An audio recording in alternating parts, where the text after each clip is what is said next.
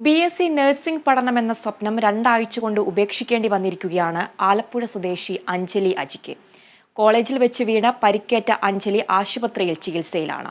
പഠനം ഉപേക്ഷിക്കേണ്ടി വന്നതിനൊപ്പം സർട്ടിഫിക്കറ്റുകൾ തിരികെ ലഭിക്കാൻ 4 വർഷത്തെ ഫീസ് അടയ്ക്കണമെന്ന കോളേജ് അധികൃതരുടെ വാദത്തിൽ പ്രതിസന്ധിയിലായിരിക്കുകയാണ് കുടുംബം.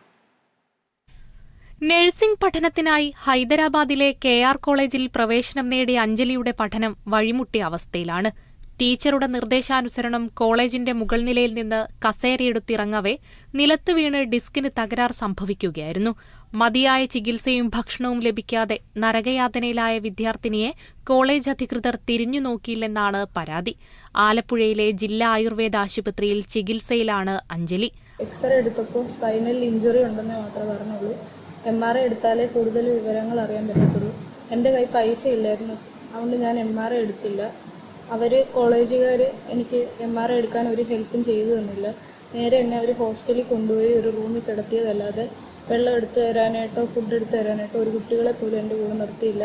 എൻ്റെ ക്ലാസ്മേറ്റ്സിന് ക്ലാസ്സിൽ ചെന്നില്ല, ഹാജർ കൊടുക്കത്തില്ല എന്നുള്ളത് കൊണ്ട് അവർ പേടിച്ച് ക്ലാസ്സിന് പോകുമായിരുന്നു. അവർ വൈകുന്നേരം വരുന്നിടം വരെ ഫുഡും വെള്ളവും ഇല്ലാതെ ഞാൻ കിടക്കുമായിരുന്നു. എനിക്ക് ടോയ്ലറ്റിലൊക്കെ പോകാൻ ഭയങ്കര പാടായിരുന്നു. അങ്ങനെ കിടന്ന് 3 ദിവസം വെള്ളം കുടിക്കാതെ കിടന്ന് എനിക്ക് യൂറിനറി ഇൻഫെക്ഷൻ വരെ ഉണ്ടായി. കോട്ടയത്തുള്ള വേ ടു സ്റ്റഡി എന്ന ഏജൻസി വഴിയാണ് കോളേജിൽ അഡ്മിഷൻ എടുത്തത്. സാമ്പത്തികമായി പിന്നോക്കം നിൽക്കുന്ന മത്സ്യത്തൊഴിലാളി കുടുംബമാണ് അഞ്ജലിയുടേത്. സുമനസ്സുകളുടെ സഹായത്തോടെയാണ് പഠിക്കാൻ പണം കണ്ടെത്തിയത്.